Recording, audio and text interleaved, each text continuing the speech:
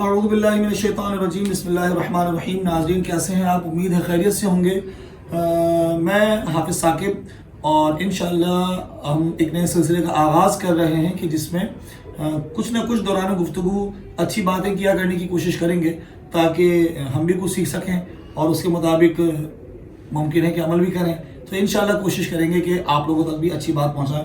ہمارے ساتھ ہوا کریں گے بلال رومی صاحب، لیکن ابھی تک وہ اپنی نشست پر آئے نہیں ہیں، ابھی آتے ہی ہوں گے انشاءاللہ، تو آنے کے فوراً بعد انشاءاللہ ہم گفتگو کریں۔ السلام علیکم ورحمۃ وعلیکم السلام، کیسے ہیں آپ؟ ٹھیک ہیں؟ اللہ کا شکر ہے، آپ کیسے ہیں؟ اللہ کا احسان ہے۔ لیٹ ہو گیا؟ خیریت؟ ارے جناب، آپ کو پتہ ہے شہر قائد کا ٹریفک، اور خاص کر اگر ٹریفک اپنی زیادتی کی وجہ سے جام نہ ہو تو شادی بیاہ والا اگر روڈ ہو اور بینکویٹ مین روڈ پہ بنے ہوں تو پھر ٹریفک سے گزرنا بہت آزمائش ہو جاتا ہے۔ میں آپ کو بتاؤں، میں آپ کی طرف آنے کے لیے مقررہ وقت سے بھی 15-20 منٹ پہلے نکلا ہوں۔ اچھا، پھر یہ پیچھے روڈ کے اوپر بینکویٹ ہے مین روڈ پہ، تو ماشاءاللہ کسی کی شادی تھی، ماشاءاللہ، اللہ مبارک کرے، اللہ مبارک کرے۔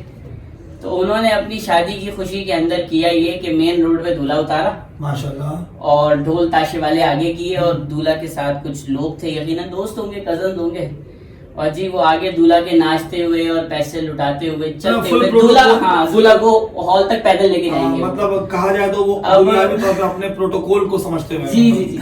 اب اس میں ہوا یہ کہ پیچھے میں تھا، مجھ سے پیچھے کچھ اور گاڑیاں تھیں، مجھ سے آگے کچھ 2-4 گاڑیاں تھیں، اور وہ لائن لگتے دولہا صاحب کو تقریباً 2 منٹ کا راستہ دولہا صاحب نے 10 منٹ میں طے کیا، اور میں آپ کو بتا نہیں سکتا، مجھے حیرت یہ ہو رہی تھی کہ مین روڈ ہے اور بہت چوڑا روڈ بھی نہیں ہے، چھوٹا سا روڈ ہے گارڈن والا پیچھے، لیکن شادی ہے نا۔ یہ ایک صاحب نے جا کے شکوہ کیا تو ان کے بڑے کہنے لگے کہ بھائی شادی کا موقع ہے، کوئی روز روز تھوڑی آتا ہے، ہم اپنی خوشی منا رہے ہیں۔ اچھا، ویسے 3 موقع روز روز ویسے بھی نہیں آتے۔ ایک تو جس میں انسان کو بڑا اہم سمجھا جاتا ہے، ایک تو یہ جس دن وہ پیدا ہوتا ہے، کیسا بھی ہو تو لوگ اسے دیکھنے کے لیے آتے ہیں، اور دوسرا موقع شادی پہ ہر کوئی دیکھنے کے لیے آتا ہے، ذرا دیکھیں دولہا کس ٹائپ کا ہے، کیسا ہے۔ اور تیسری چیز یہ کہ جب انسان کا انتقال ہوتا ہے تو وہ آخری وقت میں کہتے ہیں جی آخری دیدار کر لیں، تو تینوں وقت میں انسان بڑا اہمیت کا حامل ہوتا ہے۔ لیکن آج کی اہمیت نے جو ہے وہ بہت سارے، اب اس میں کچھ ایمبولینسز بھی تھیں اور وہ کافی دیر تک ہارن کرتی رہی۔ اب میں دعا یہ کرتا ہوں، مجھے نظر نہیں آیا، مجھے صرف آواز آئی ایمبولینس کی کہ اس کے اندر کوئی ایسا مریض نہ ہو کہ جسے ارجنٹ ہاسپٹل پہنچنے کی نیڈ ہو۔ کوئی بھی ہو، شادی تھی۔ ہاں، اب اگر آپ اپنی شادی کے چکر میں کسی کی جان لے رہے ہیں تو ٹھیک ہے، یہ پھر آپ کا ظرف ہے۔ ہمارے ہاں تو کوئی اس بارے میں سوچتا بھی نہیں ہے نا۔ اب مسئلہ یہ ہے کہ یہ بات اگر ہم دیکھیں تو صرف شادی کی حد تک تو محدود نہیں ہے ہمارے یہاں پر، مطلب اگر میں کہوں تو ہو سکتا ہے کسی کو یہ بات فیل بھی ہو، لیکن بات حقیقت ہے، چاہے وہ دنیاوی طور پہ کوئی پروگرامز ہوں یا چاہے وہ دینی طور پر پروگرامز ہوں، ہمارے ہاں اپنی خوشی میں، اپنے غم میں ہر بندہ کسی دوسرے کو تکلیف پہنچانا اپنا حق سمجھتا ہے، اور چاہتا یہ ہے کہ جی آپ میری تکلیف، میری خوشی کو محسوس کریں اور باقی تمام چیزوں کو اگنور کر دیں۔ کوئی مرتا ہے مرے، اس کو کوئی غرض نہیں ہے، کسی کے ہاں تکلیف ہو تو انہیں کوئی غرض نہیں ہے، کسی کی فلائٹ مس ہو جائے تو انہیں ٹینشن نہیں ہے، وہ جی کہتے ہیں۔ لیکن ابھی جو انہوں نے اپنی خوشی کا اظہار جس انداز میں کیا ہے اور جس طریقے سے لوگوں کے میں کیفیات اور ان کے چہروں پہ ایکسپریشن، مجھے سب سے زیادہ جو تکلیف رہی تھرو آؤٹ جب میں ویٹ کرتا رہا وہ یہ کہ بیچارہ جو ایمبولینس میں اگر کوئی مریض تھا تو اللہ تعالیٰ اس کو شفا دے اور اس کی جان اللہ کرے کہ بچ گئی ہو، کوئی ایسا سیریس معاملہ نہ ہو۔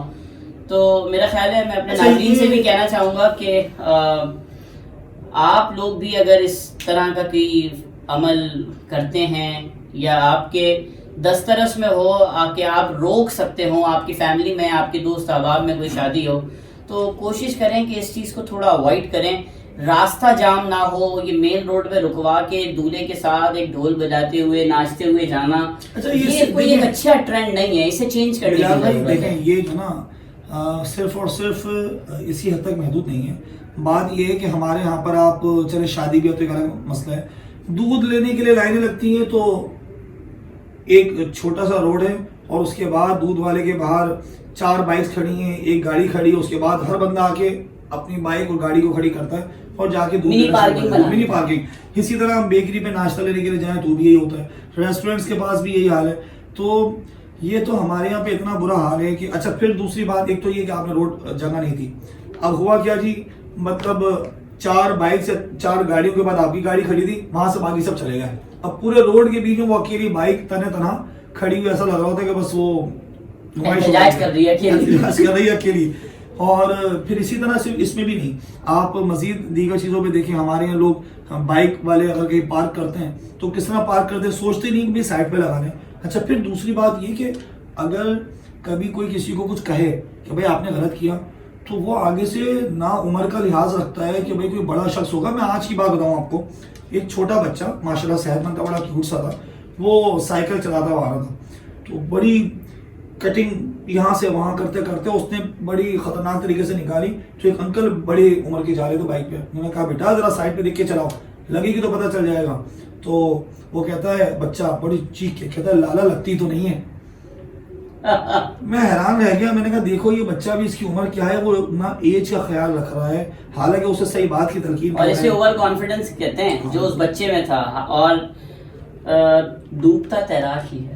ہاں یہ بات تو حقیقت ہے, ڈوبتا تیراک ہی ہے. تو لالا اللہ نہ کرے کبھی تمہیں لگے, لیکن لگی تو لگ پتہ جائے گا, تو لگ پتہ جائے گا. تو اچھا اس میں نا اگر ہم ایک اور بات بھی دیکھیں, یہ دنیاوی طور پہ بھی ٹھیک نہیں ہے, قانونی طور پہ بھی درست نہیں ہے, اخلاقیات کے اعتبار سے دیکھیں تو بھی درست نہیں ہے. اس کا تو ہم نے جنازہ پڑھ دیا. پھر اسی طرح جو ہے اگر ہم چلیں, ہم تو الحمدللہ مسلمان ہیں, تو ایز اے مسلم اگر دیکھیں تو مجھے ایک وہ یاد آ رہی ہے روایت اور حدیث مبارکہ بڑی اہم ترین ہے, جس میں اللہ کے رسول نے فرمایا کہ ایمان کے 70 سے زائد شعبہ جات ہیں.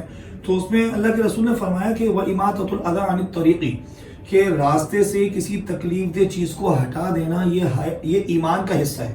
یعنی کہ ایمان کا ادنا ترین درجہ حضور نے فرمایا وَأَدْنَاهَا إِمَاطَةُ الْأَذَىٰ عَنِ الطَّرِيقِ, کہ ادنا ترین درجہ ایمان کا یہ ہے کہ انسان راستے سے کسی تکلیف دہ چیز کو ہٹا دے. اب ہمارے یہاں پہ آپ دیکھیں, کوئی پان گٹکا کھا کر کہیں پہ بھی پیک دے گا, ٹھیک ہے جی.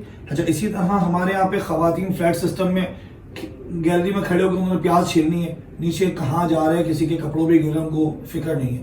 پھر اسی طرح کپڑے دھو کے اگر گیلری میں ہینگ کیے ہیں تو پھر وہ پانی ٹپک رہے نیچے, وہ نچوڑے نہیں صحیح سے.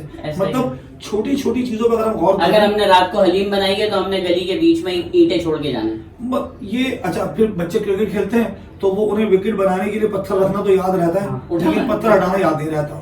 ہم بھی اس میں مبتلا رہے ہیں اپنے بچپن میں, اور اب کوشش کرتے ہیں کہ اس کو درست کریں. ایک اور چیز میں ذکر کروں, جب ہمیں پتا چلا کہ بھئی راستے میں کسی تکلیف دہ چیز کو رکھنا یا مطلب تکلیف دہ چیز کو ہٹانا یہ ایمان کا حصہ ہے, تو اس کا مطلب معلوم ہوا کہ اگر کوئی بندہ راستے میں کسی تکلیف دہ چیز کو پیدا کر دے, یعنی کہ خود وہاں پہ کوئی چیز تکلیف دہ چیز ڈال دے, تو یہ کتنا خطرناک ہوگا. آج ہم کوئی چیز پھینکتے ہوئے دھیان نہیں کرتے, ہمارے یہاں کچرا اتنا زیادہ پھیلا ہوا ہے, ڈسٹ بن میں نہیں ڈالتے, باہر روڈوں پر ڈال دیتے ہیں. جو نوکیلی چیز ہو, کسی کی بائک پنچر ہو رہی ہے, کسی کی گاڑی پنچر ہو رہی ہے, کوئی اس چیز کا خیال نہیں ہے. تو یہ بھی بڑی خطرناک سچویشن ہے. میں آپ سے عرض کروں, اللہ کے نبی صلی اللہ علیہ وسلم نے فرمایا کہ مومن وہ ہے کہ جس کے ہاتھ, زبان اور اس کے کسی عمل سے اس کا مسلمان بھائی کو تکلیف نہ ہو. بالکل.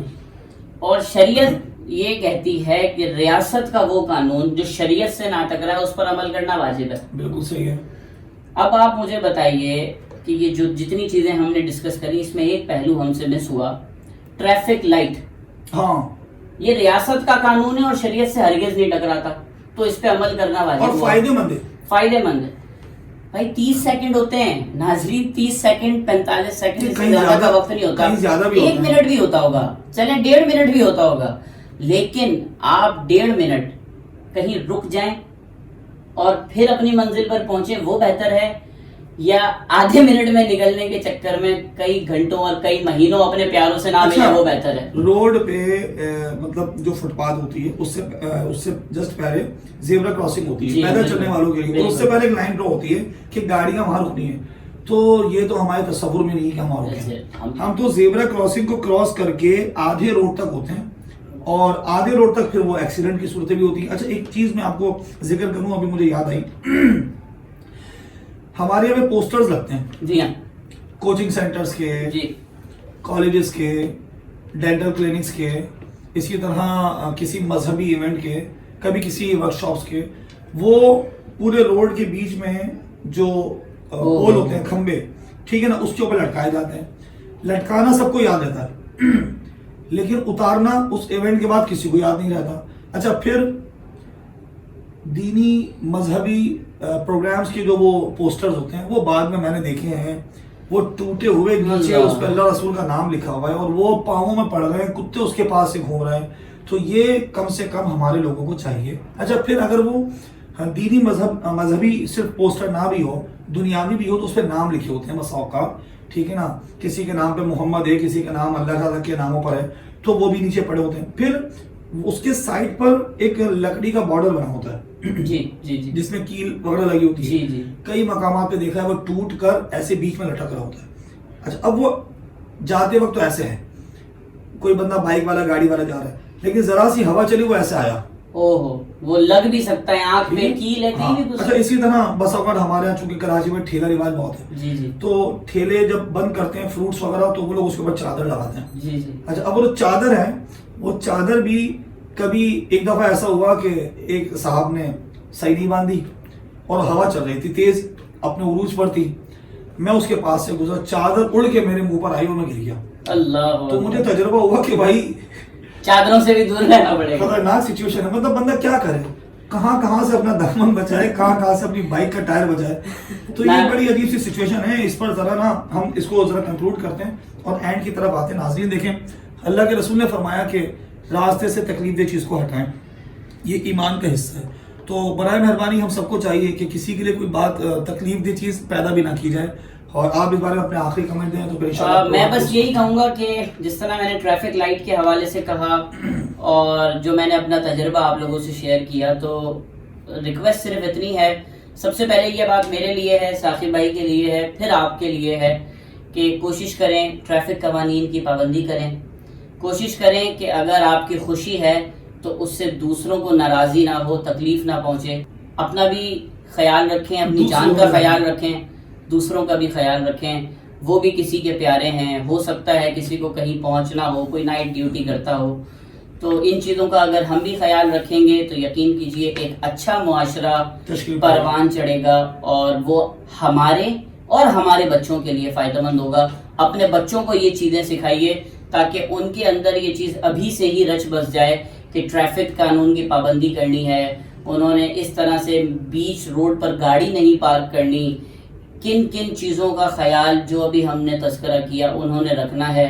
हम भी इसकी कोशिश करते हैं, हम भी इनका ख्याल रखेंगे, आप भी इनका ख्याल रखिए. अगर आप चाहते हैं कि हम इसी तरह के मज़ीद कुछ मौज़ूआत या कोई आपकी ऑब्जर्वेशंस हो इस हवाले से, किसी भी हवाले से, किसी भी टॉपिक के हवाले से आप चाहते हो मुआशरे में बेहतरी जिससे लाई जा सकती हो, तो आप अपने कमेंट्स के अंदर हमें वो मौज़ूआत जिन पर आप चाहते हैं कि आपकी आवाज़ लोगों तक पहुंचे और उससे मुआशरे में बेहतरी आए, आप हमारे कमेंट्स के अंदर अपना ये पैगाम दीजिए या अपना जो भी आपने मौजू बताना है वो बताइए. इंशाअल्लाह हम उसको भी ज़ेर बहस लाएंगे और कोशिश करेंगे कि किसी न किसी तरह उसके भी अच्छे पहलू लोगों तक पहुंचाकर हम मुआशरे की बेहतरी का सबब बने. आपसे अगली प्रोग्राम में मुलाकात होगी. अस्सलामु अलैकुम वरहमतुल्लाहि वबरकातुहू.